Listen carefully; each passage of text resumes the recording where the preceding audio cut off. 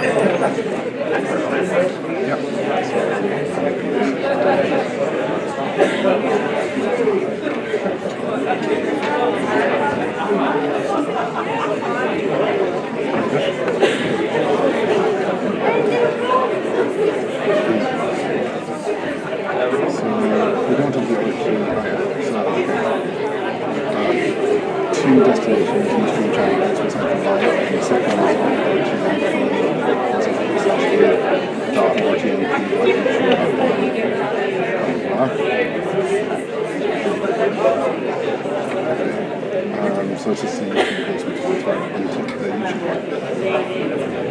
And then it's encoder preset 69, destination rtmp/a.youtube.com. Should I change the address?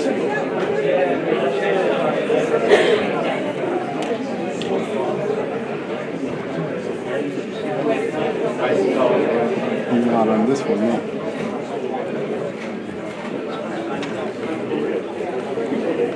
You're very good. You're the backbone computer service account? You prefer with the provider.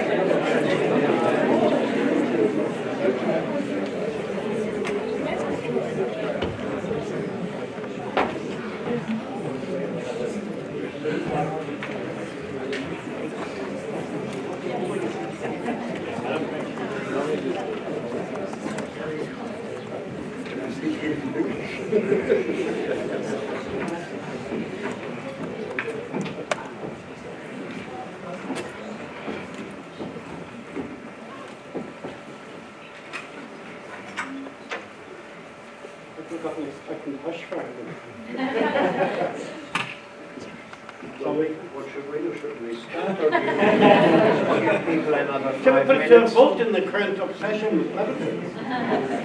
I think we'll start there. Okay. That push is hard to restore. Welcome to all of you, friends, old and new, esteemed guests, and particularly welcome to those watching on the web. For the new members of the congregation, my name is Pat Loughery and I'm Warden of Goldsmiths. And I have to say these are some of the most pleasant occasions I am present for inaugural lectures. And it's with immense admiration that I am here tonight to introduce Professor Frank Krause. Scholars of language are inherently multidisciplinary beasts, I think. From historians to novelists, from technical writers to poets, there is a scale in the intellectual canvas that I have always respected. And when you hear Frank's CV, you'll see what I mean. Frank's work helps us to understand and to grapple with the ways in which literature and language have provided salvation in times of desperation. His work illustrates by the study of literature and history also overlap, potently and powerfully. Tonight, this is an auspicious moment in a scholarly life. To be elected as a professor of the university, of a distinguished department in the university, and of the academy, the worldwide academy. It's something that some of us can only dream of, but for Frank it's become a reality. And this is an important moment in a life as well as a scholar's life, when friends, colleagues, students, family come together to celebrate, to recognise, and to share in that sense of moment. So Frank, we are very grateful for your invitation and for the career that we're here to celebrate. And we're so very pleased that that journey led to Goldsmiths. And I just want to tell you a little bit about that life story, because Frank's probably too modest to tell it himself. It's full, this story is full of warp and weft, of twists and turns, but it reflects a remarkable intellectual curiosity and a passion for learning. And this is also evident in the fact that Frank's academic research, his writings are published in both English and in German. I so applaud those who can publish research in more than one language. An Irishman, I don't often quote Patrick Pearse, but he did say to have two languages was to have two souls. And there's something in that, isn't there? And I think in the Department of English and Comparative Literature, it's not entirely irrelevant to the passions of the place. But to actually publish scholarly work in both languages is another level of distinction. And I'm intentionally mentioning that tonight in our current political climate. I think mandatory European languages for all staff, self included, would be a remarkable thing to do. And I think that, because really, in times of pretty intense adversity, we should be willing to evolve to help us to cope. Frank began his academic journey at the Ruhr-Universität Bochum in '87, studying a host of different topics, relishing an undergraduate freedom that is frankly difficult to imagine nowadays. He was part of a new and cumbersome, is one word, wave of university attendees, taking advantage of a range of emerging institutions. What a time of hope it was, really, of possibility. A host of new institutions that emerged nationwide. Frank describes powerfully the anonymity of it all, which had its own inherent liberation, especially for a country boy who hadn't enjoyed much anonymity before in the smaller communities that we came from. But being the first in one's family to obtain the equivalent of A-levels, let alone higher education, made the university experience all the more special. After finishing with a degree in German studies and pedagogy, he found himself teaching German to foreign engineers. And then the German academic exchange program came along, and it gave Frank a life-changing opportunity to expand his horizons. And he subsequently spent 5 very happy years at Kiel University. He took on a host of responsibilities in teaching and research, and he got his foot firmly in the academic door at that time, and happily it's remained there ever since. And I'm so very pleased that some of his students from that time in Kiel are here tonight. What a tribute to this man that you're here. So thank you so much. You're especially welcome for being with us tonight to add to the occasion. As his British networks grew, he got in touch with Goldsmith and joined the Department of Modern Languages, as it then was, in 1996. I always look for affirmation. Any one of these facts could be erroneous. This bit I know is not erroneous, because he says the department, he found it to be hugely welcoming. And considering that he didn't actually have a degree in written English, they saw his potential immediately, and clearly that relationship flourished. It wasn't long after he joined the Goldsmiths team that he obtained his PhD. In 1999, Ruhr University awarded him a first in German literature. Discussing his time at Goldsmiths, he describes with great fun and, I think, nostalgia, that merging of the two departments of modern languages and English. You had a ringside seat for some remarkable times. I don't think he says that it was a masterpiece of planning and strategic thinking, but out of it all came something that he testifies was revitalized and powerful, and it must have been because something quite remarkable and wonderful department has emerged from it. And great credit to those here present, and a lot of you are, and I do want to celebrate the extent of this turnout and how representative of the department and the college it is and beyond. Frank began reinventing himself again as a comparative academic, further demonstrating that remarkable versatility and curiosity.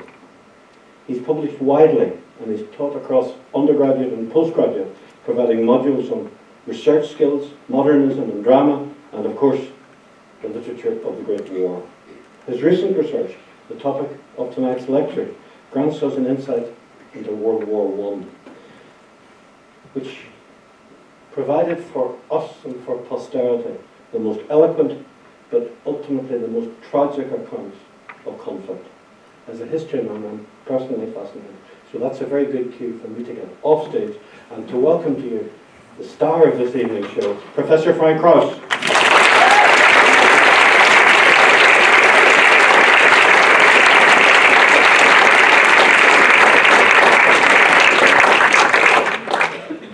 Well, thanks, Pat, for your kind attempt to make me look like an adult academic. And thank you all for taking an interest in disgusting affairs.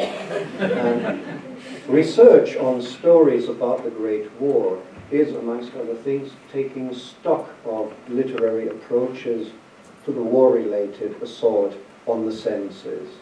Battles, front life, medical work in a war in which weapons of the industrial age were used on an unprecedented scale could expose combatants and others to sensory shocks of a hitherto unknown kind, duration or intensity, and in the light of changed sensibilities, some well-known shocks took on new significance.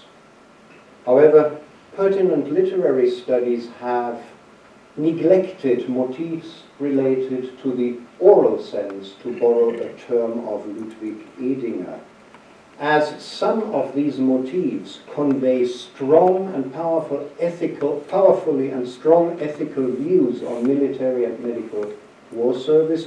They deserve to be included in surveys of narratives of the Great War, and I will thus expose you, after some remarks on historic backgrounds, to literary examples for the use of food and drink motifs in remarkably disgusting atmospheres. Let's start with historical backgrounds. Humans tend to avoid corpse stench. A good example is the biblical account of the rise of Lazarus from the dead, and the painter Guercino nicely illustrates the olfactory impact of Lazarus' corpse. But breathing and even eating and drinking in close proximity to smelly corpses did not always challenge expectations of normality. In the Middle Ages, cemeteries could serve as sanctuaries for asylum seekers, some of whom had permanent residence about ossuaries. Nearby, communal graves with open rows waiting to be fully stacked with corpses stand considerably. Visitors of these cemeteries did not merely endure stench that could not be avoided. Cemeteries could serve as main public gathering places for the whole parish, who congregated there, attended to matters spiritual, did business, had a good time, courted, or walked about leisurely. On pilgrimage days, markets could be held there, and the inhabitants could sell wine and beer. And on some, even bakeries or shops selling poultry, bread, and meat could be found. Now, from the 16th century onwards, cemeteries lost their function as the public gathering place, but it is worth remembering that nausea thresholds related to food and stench are historically variable. Neither was stench always worth mentioning. A good example is the smellscape evoked in Jakob Christoph von Grimmelshausen's novel of the 30 Years' War, Der abenteuerliche Simplicissimus Deutsch. That some figures do not change clothes for years does not warrant a comment on their smell, and the same applies to a corpse tied to a tree for quite some time. Only once does the narrator tell us about the stench of an impoverished man because he is denied access to an inn. And the one time when putrescence is mentioned, that's a part of a memento mori, as a Christian reminder of the final destination of our bodies. In this religious vein, the corpse of one good man smells lovely, as does an island on which God's will is law, whilst a body assumed by the devil reeks when it combusts. War is associated with gunpowder smell, and odors on the nausea threshold chiefly stem from excrement and farts, on which rhetorical topoi of oral disgust are based. Captured enemies are repeatedly forced to lick the arses of victorious soldiers or of animals, and the protagonist in the role of a jester rips an enormous fart at a banquet. He prefers the role of a teacher to that of a doctor, as only the latter had at times to examine orally the excrement of noble clients. Motifs of taste and excremental stench are combined to highlight and, as we testify, to process humorously, humiliation in service. Nor did literature about food linked with corpse smell always mean to appall. In the medieval story of Amlet as told by Saxo Grammaticus, an extraordinary sense of smell that picks up a faint trace of past putrescence on perfectly edible fare is an example for an admirable sense of discrimination that cuts infallibly through deceptive appearances. But in the latter half of the 18th century, at the latest, the ability to pick up stench lost its positive connotations in literature. From 1750 to 1880, public spaces in France, Germany, and England were progressively disodorized, and the sensibility of the middle classes towards bodily stench increased to such an extent that by the end of the 19th century, the dirty side of the dying process had become a taboo subject.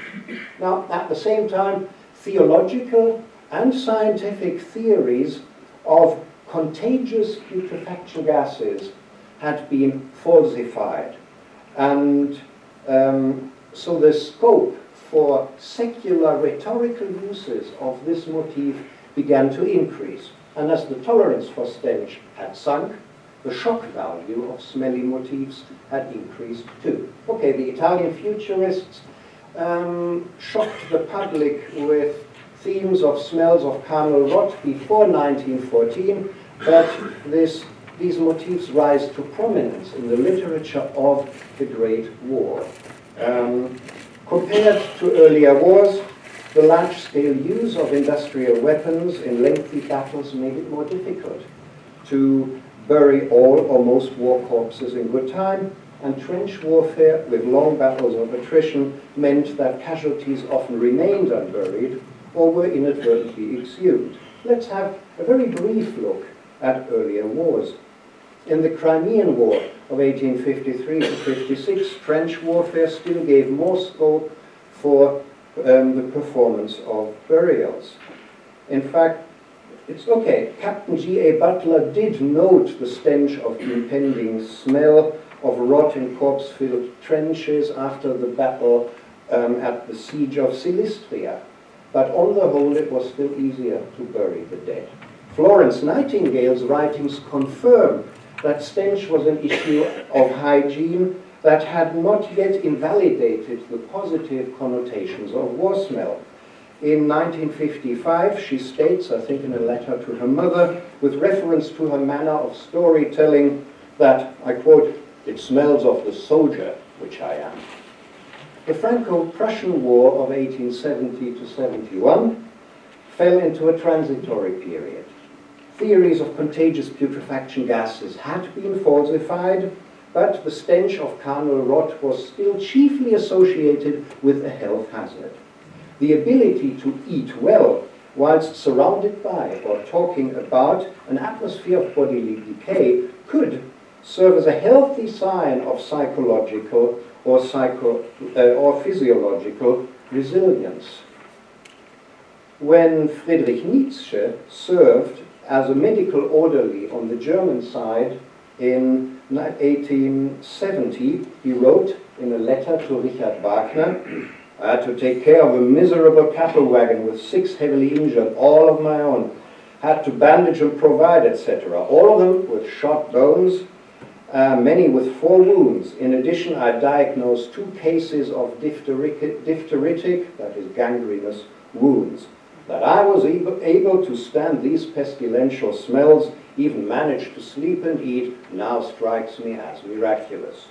In his diary, he keeps track of the good food and wine enjoyed in the war. And he mentions the unusual smell of a volley gun, but the stench of necrosis isn't even worth mentioning. Resilience concerning the theme of putrefaction at the dinner table is demonstrated by French soldiers of the same war in Émile Zola's novel La Débâcle of 1892. Then, while a terrine of foie gras purchased in Belgium was being served, the conversation took another turn, dwelling, for instance, on the quantities of fish that were dying of poison in the Meuse, and finally coming around to the topic of the pestilence that menaced Sedan when there should be a thaw. Even as early as November, there have been several cases of disease of an epidemic character. The surrounding fields continued to exhale sickening odors whenever there came a day or two of warmer weather, so replete were they with half-buried corpses covered only with a few inches of loose earth. Now, these topics only mildly challenge the hostess's sense of propriety. The narrator tells us, and when his wife laughingly asked him, could he find not some more agreeable subject to talk about at the table, he concluded by saying, well, it will be a long time before any of us will care to eat any fish out of the Meuse. For Zola, resilience in the face of decay allows for a healthily rational approach to contemporary social issues. 2 decades later, Thomas Mann's novella Death in Venice, Der Tod in Venedig, conjures up an aura of decay contaminated by contagious air that seems to affect food and spoil the appetite. Here, Mann plays with motifs that are based on obsolete ideas about contagion to highlight a dwindling bodily and psychological resilience. Enough of the preliminaries. Let's go to the literature of the Great War. Canonical narratives of the Great War typically highlight adjustments of peacetime ways of life to the imperatives of war-related service. And the prevailing mood tends to be colored by the text's ethical stance on 2 major issues. First, the demand for strict obedience in hierarchies and the lifting of taboos on killing and maiming. Here, motifs of food and drink in an atmosphere of bodily rot often underline conflicts between the habitual will to self-preservation and the new imperatives of war service. The stench of carnal rot is nauseous, and it typically elicits a compulsion to cast off what the body can't assimilate. By contrast, eating and drinking means to assimilate by ways of incorporation that what the body wants. The latter is a mode of self-assertion, the former a symptom of its crisis, and they affect in opposite ways the same bodily region, namely the oral sense, which integrates taste, smell, and sensations of related mucous skin, underpinned by motoric processes of breathing and ingesting. Combinations of stench and food or drink motifs are well suited to a literature that explores with great emotional intensity crises or problems of self-assertion.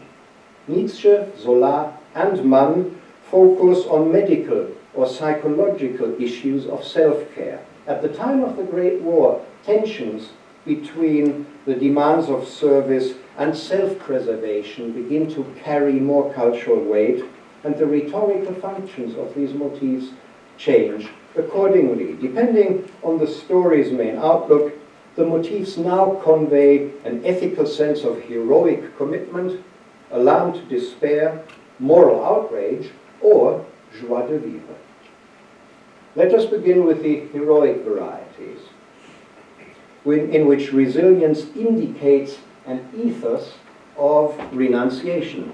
In Roland d'Angeles's novel Les Croix de Bois, Wooden Crosses of 1919, a thirsty soldier with mangled thighs caught in a grave on a cemetery under fire licks the water from the walls of the tomb saturated with feverish odors, thus highlighting that the warrior as a martyr lives on the border between life and death. The water drops are called the wall's tears, so the martyr incorporates unconsoled suffering. A more positive variety of heroic approach we find in Ernst Jünger's essay Der Kampf als inneres Erlebnis, Battle as Inner Experience of 1922. Jünger notes that warfare sets free primeval inclinations of the body that are disconnected from our habitual self-consciousness. He regards modern war as a sublime process in which archaic instincts are recovered and rechanneled into performances of machine-like and icy precision. He celebrates the modern warrior who combines a heightened sensibility for sensory shocks with disciplined commitment. Both virtues are evident in the following account of a return from the trenches to dinner. In the dugout, I'm hit by a dense vapor of people, mold, and putrescence. Recently, when we tried to enlarge it, our spades hit on a layer of earth with abominable stench. There seemed to lie corpses or a covered latrine. Lighting a candle, I note the melting stearine covered with a layer of lice. My footman is used to burning his lice near the candle. What a sty! If one hears one another chump at every dinner and snore every night, then one thinks nostalgically of past times with a flat, a plate, and a washing bowl of one's own. I cut myself a thick slice of bread, tuck my pocket knife into a greasy tin, and cover the slice with mushy fibers of beef. My hands are dirty and cold, and my skull burns the fire of a night spent awake. The brain works feebly and reluctantly, giving birth to a series of shadow-like, wild and torturous images. Then I throw myself onto the plank bed next to the others. The ability to ingest tallowy spread in an atmosphere of squalor and putrescence is a sign of resilient commitment. Jünger wonders why his working-class comrades care so much about food. He looks for redemptive meaning beyond bodily needs in the dynamics of warfare, which for him manifest the play of authoritative metaphysical forces. In battle, the soil's stench of rotting remains can even reveal the invisible energies of life, which at times are exhilarating, albeit at the expense of the warrior's appetite. In Mary Borden's Forbidden Zone of 1929, based on her experience as the head of a French army hospital in Flanders and the Somme, the desire for food amongst surgeons and orderlies indicates a slightly grotesque vitality. Right after an amputation in an atmosphere of gangrene, 3 doctors engage in a discussion of surgically interesting wounds, which one of them concludes by exclaiming, "I hope that chap got the oysters in Amiens." Oysters sound good to me. The nauseous conditions of the operating room are conveyed in a farcical manner. The surgeon appears. "Where's that knee of mine? I left it in the saucepan on the window ledge. I had boiled it up for an experiment." "Jean, Did you take a saucepan you found on the windowsill? Yes, sister, I took it. I thought it was for the casse-croûte. It looked like a ragout of mouton every year. Well, it was lucky you didn't eat it. It was a knee I had cut out, you know. It is time for the old one's casse-croûte. It is after 1 o'clock. At 1 o'clock, the orderlies have cups of coffee and chunks of bread and milk. The exemplary ethos adopted by the hospital leader disowns the oral sense in favor of an ascetic commitment. The surgeons and the sisters attached to the operating rooms are drinking coffee too in the sterilizing room. I do not want supper. I'm not hungry. I'm not tired. I'm busy. My eyes are busy and my fingers. I am conscious of nothing about myself but my eyes, hand, and feet. I see it all through a mist. It is a scene in eternity, in some strange dream hell where I'm glad to be employed, where I belong, where I'm happy. I've never been so close to human beings. We all feel it. The same thing is throbbing in us, single thing, the one life. Edmund Blunden's autobiography, Undertones of War of 1928, ironically associates nausea at the sight of food with spiritual meaning. Blunden presents at times front life as a challenge to his continued search for motifs, for Arcadian motifs suited to pastoral poetry. The smell of dead bodies can serve as a suggestive reminder that such positive motifs have lost their consoling power. The new causeway was swollen with dead mules. The water below, foul yellow and brown, was strewn with full-sized eels, bream and jacks, seething and bulged in death. Gases of several kinds oozed from the crumbled banks and shapeless ditches, souring the air. One needed no occult gift to notice the shadow of death on the bread and cheese in one's hand, the discolored, tepid water in one's bottle. The reeking landscape of death is, by allusion to Psalm 23, juxtaposed with an image of green pastures. Combined with a view of food and drink about to be ingested, the stench is stylized into a suggestive symbol. The ironic effect ought to be embraced.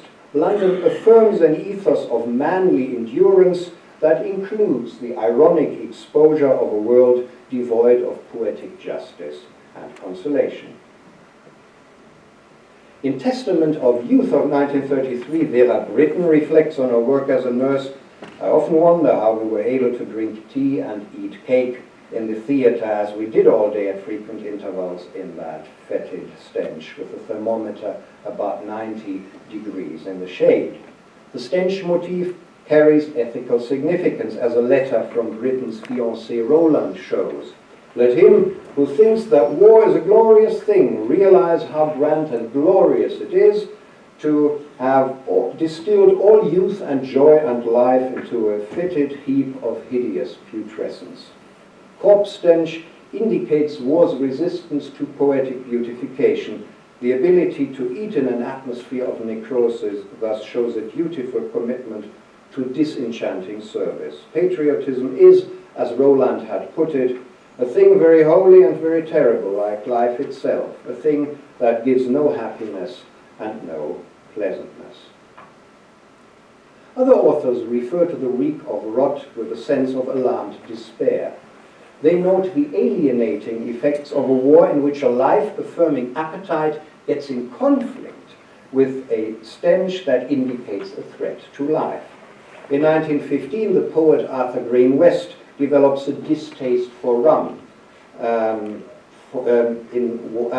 which highlights his distaste for war service as a whole. It was a smelly trench. A dead German, a big man, lay on his stomach as if he were crawling over the parades down into the trench. He had lain there some days, and that corner of trench reeked even when someone pulled him by the legs and took him out of sight, though not out of smell, into a shell hole. Stand down went at 5:30, and B made us rum, a tea, and added rum for the others. The very smell of rum makes me sick because it is connected with the trenches last winter. In A.D. Gristwood's short story, The Somme of 1927, an injured shirker on his way back to Old Blighty has a bad conscience, and he loses his appetite when he suddenly smells a hideous carrion reek that he had tried to escape at the front, and which, it turns out, now comes from his own septic wounds. He smelled, as H.G. Wells put it aptly in his foreword, the stench of his own corruption. Clearing an ambulance is the foulest and most disgusting job it is possible to imagine, claims Smithy, the female ambulance driver on the Western Front in Ebony Price's novel, Not So Quiet, of 1930. The stench that comes out as we open the doors each morning nearly knocks us down. Excrement, vomit, blood, stench of necrosis, shut in overnight in the back of a vehicle that's cooling down, create a disgusting atmosphere. The other smell that stands out on the front, rhetorically, is food. The soup stew literally stinks. Dead dog, says Tosh. Both themes are combined when the drivers complain about their food to their commander, who says that this is good enough for her, only to hear the reply, "And do you clean the filth out of your own ambulance?" The novel presents women's war service as a soul-destroying process, and the ingestion of stinking food after exposure to a stench of bodily rot reinforces this view. In Wolfram von Eschenbach's medieval verse epic Parzival of the early 13th century, being forced to eat with the dogs was presented as a mitigated penalty for a rape that warranted the exclusion of a warrior from the knightage. In Price's novel, to eat dog, and thus worse than it, forms part of regular war service. Gabriel Chevalier's novel La Peur, Fear, of 1930, qualifies corpse stench with a food simile to tease out the ambivalent qualities of putrescence. A strange scent hung in the air, at first rather sweet and sickly, but then giving off the richer notes of a still contained putrefaction, in a way that a thick sauce slowly reveals the strength of its seasoning. The comparison contaminates the usually comforting memory of a pleasantly rich and complex taste with repulsive associations. But the passage is not supposed to spoil the reader's appetite for good life. Earlier, one of the protagonist's comrades had hit with his pick a damp, rotten stomach which released its miasma right into our faces in a sudden blast of foul vapor. The corpse is quickly covered up, but our bodies had caught the awful, fecund smell of putrefaction, which is life and death. And for a long time that smell irritated our mucous membranes, stimulated the secretion of our glands, aroused in us some secret organic attraction of matter for matter, even when it is corrupt and almost extinguished. As the impact of corpse stench on the mucous membrane includes a vitalizing process, the comparison of this smell with a nice creamy sauce, as disgusting as it is, makes sense. In both instances, a vitalizing sensation is mingled with disgust. According to Chevalier, there are natural affinities between living and decaying matter which terrify the soul and which thus remain ambivalent. For Chevalier, war service chiefly evokes fear, which he defines as the body's repulsion against demands that go against its natural inclination. Military service for him severs the soul, which seeks self-preservation, from the body, which is now forced to act against the self's will. In moments of intense fear, it is as if the body tried to eject the soul, which at times, this is a novel informed by Catholic traditions, seems to lie like a holy wafer on the soldier's tongue who struggles to swallow it again. War service calls for the nauseous endurance of ruptures between body and soul, and the motifs of both sauce and wafer underline this alienating condition which mingles signs of vitality with self-estrangement. Other writers criticize death in war as morally scandalous. In Fritz von Unruh's novel Opfergang, Way of Sacrifice of 1918, food and the stench of putrescence are mingled in a scene in which a half-mad soldier and cook tries in vain to improvise a dignified burial rite for a fallen comrade. This is nicely overdone, taken from an expressionist novel. The captain was torn in tatters, save only the head. The head, washed white by the rain, looked out of the splintered body. Other forms, too, were so mangled that a soldier who had run up crept on his way again, muttering, "We shall never put them together again for burial. That's a pure mosaic painting." Phipps bowed over Werner's brow. He took flowers and laid them on him, and with his sleeve wiped away the blood that flowed from the severed veins. Suddenly, impelled by fearful pity, he seized the head and tore it off from the ruin of the body. Then a thunderstorm burst. White lightning flamed and struck the head out of the hands of the cook, who rushed away crazed. "Light, light!" cried a voice approaching. "Here it stinks and rots of corpses. Oh, a fire has burned my eyes away that I see nothing for fire." The curate stumbled with bleeding eyes, groping his way between the trunks, and wandered on through the trees. A tempest flash rushed down on the steel-cold field kitchen. Terrified wild swine broke down the gully. Routing in remains of men and splashed soup, they mixed it all together with their snouts. When fresh flashes crashed through the bow, they galloped, grunting, away. This may suffice as an example from the text. But the failed ritual, the blinded priest, and the motif of corpses as animal food are supposed here to underline that the soldier's body is disconnected from the sacred essence of humanity. The cooked soup is spoiled, unfit for human consumption, and mingled with stinking remains. In the novel, the challenge of war service consists in the inescapable and futile quest for spiritual nourishment behind the carnage. In Arnold Zweig's novel Der Streit den Sergeanten Grisha, The Case of Sergeant Grisha of 1927, the protagonist dreams of drinking to close friendship with those he had to kill in the war, but the conciliatory vision is deceptive. They drink the blood of the fallen, which is reminiscent of a warrior's cult. It has none of the redemptive connotations of ingesting symbolically Christ's blood in the spirit of St. Paul. And while he drinks, he remembers the smell of almond blossoms in an atmosphere of putrescence. Later, blood symbolism is linked again with an odor of death. At the moment Grisha is unjustly executed, a morally aware soldier can smell blood in the common room. Zweig exposes war as an opportunity for a new and murderous elite to assume political power that renders all merely spontaneous grassroots resistance futile.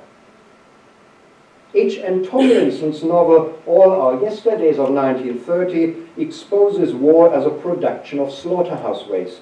War corpses are repeatedly associated with offal, and the stench of decaying bodies also evokes this image. One soldier who creeps over a stretch of land reeking with corpses sinks into the ground, and his subsequent smell is recognized as the hallmark of a soldier truly initiated into the painful reality of war. In line with the offal imagery, the smell near the entrance of an African mine, where workers were killed in colonial conflicts, as a prelude to the Great War, is compared to that of a lairage, that is, where cattle await their slaughter. The soldier Mac inadvertently incorporates some of the offal whilst being blown headfirst into an old fat Boche who was considerably dead.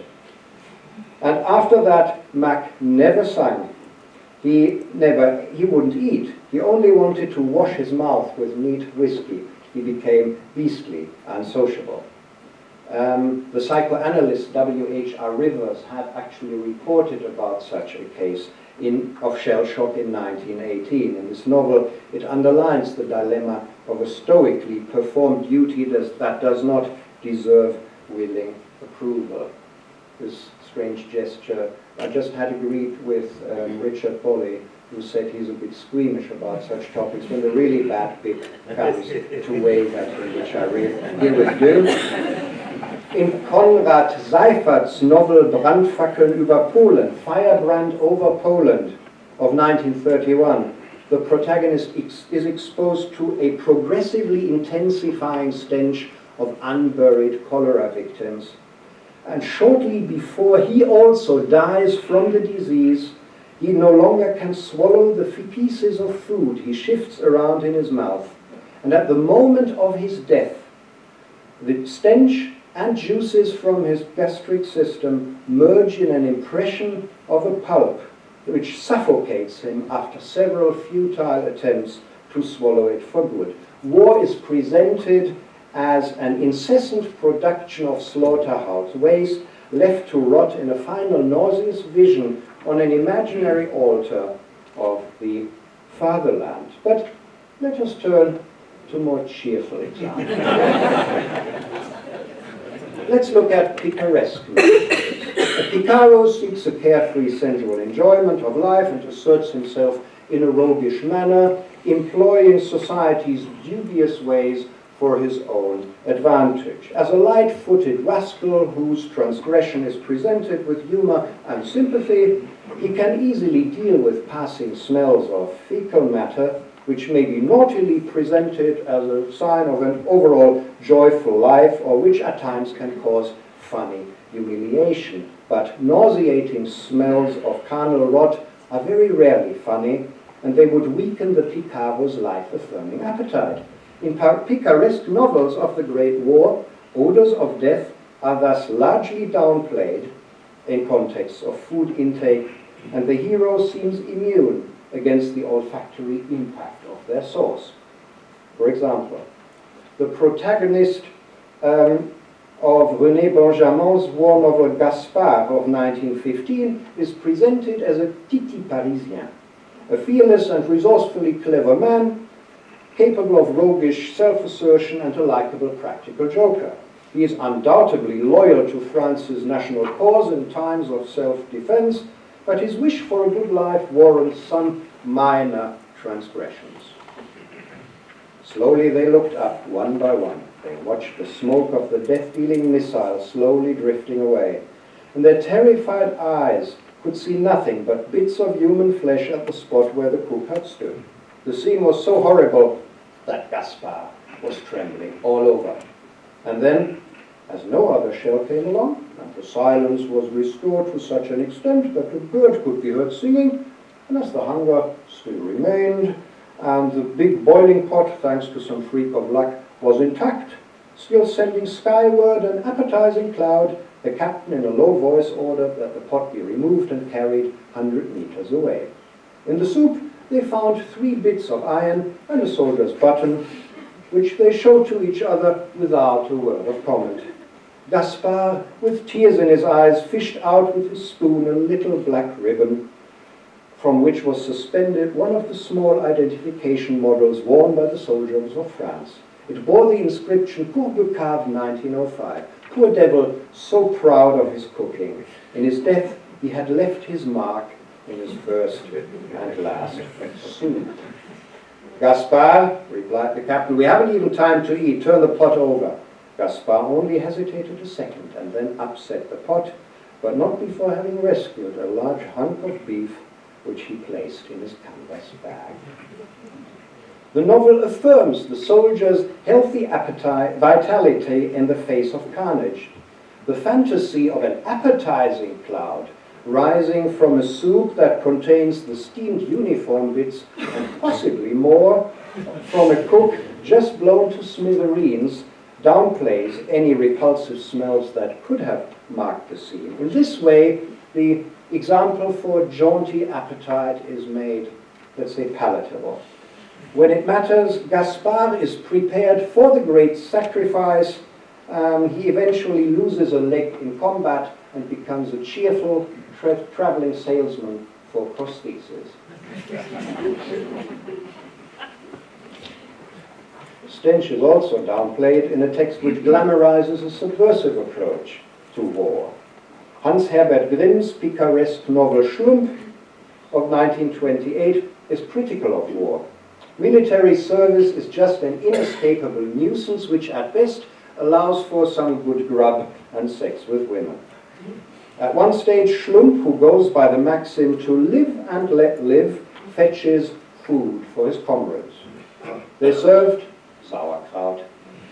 First of all, Schlump had his own Dixie filled and gobbled up everything. This privilege was only heard of in the 7th Company, since that bloke became Cookhouse Waller, who was the best pilferer of his unit. Then he had all other mess tins filled and departed. Carrying them all through the many old trenches was a kind of punishment. Close to the artillery, there was a dead infantryman who had been lying there for half a week. He had fallen whilst carrying food. The grenade had torn off the top of his skull. It was lying there like a plate, and death had neatly placed the brain onto it. A grenade came flying and hit an old grave 10 steps before him. The bones flew up high. Schlump had thrown himself on the ground, and the hot sauerkraut ran over his fingers and his uniform jacket. "They'll be mad at me," he said to himself.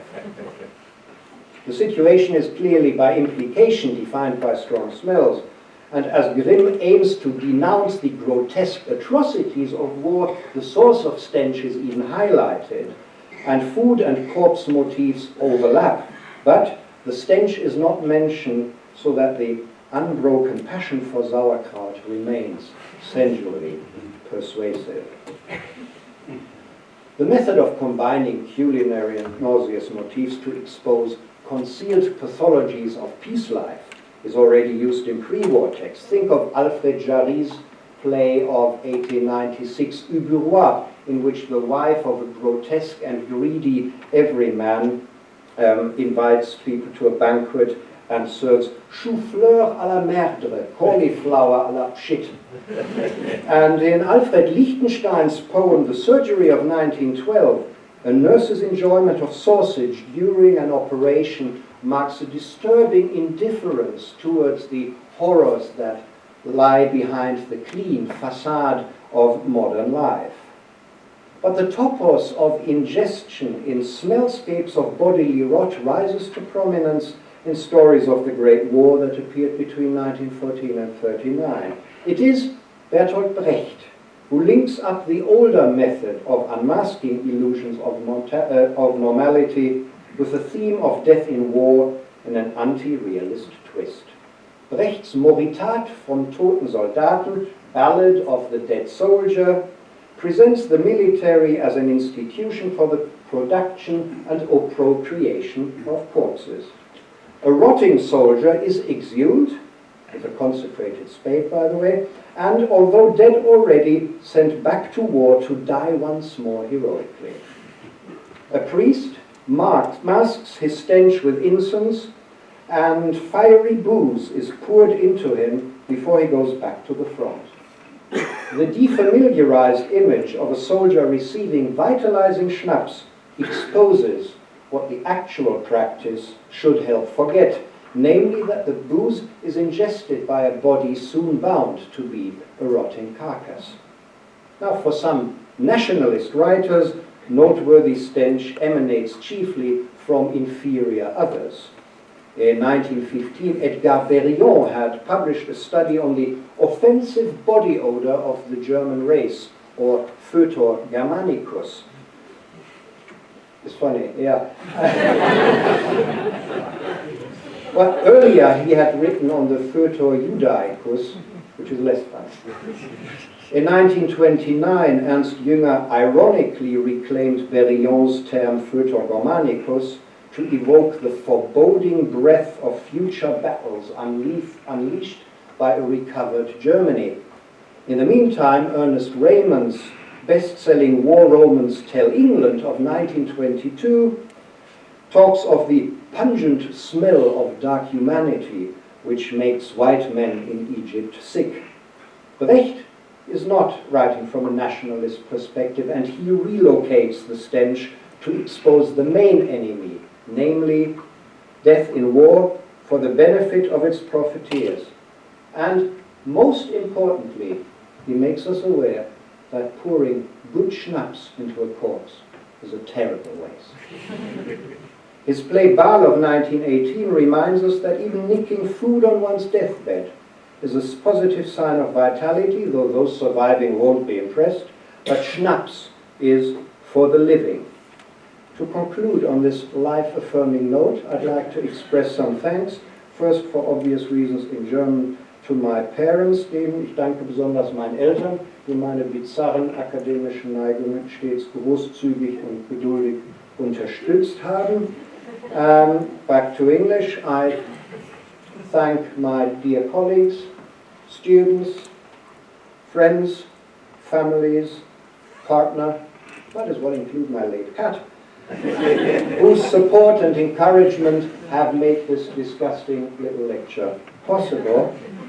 Let us go now to ingest some drinks and nibbles in the foyer while we can. And maybe, who knows, to indulge in talking rot. Thanks.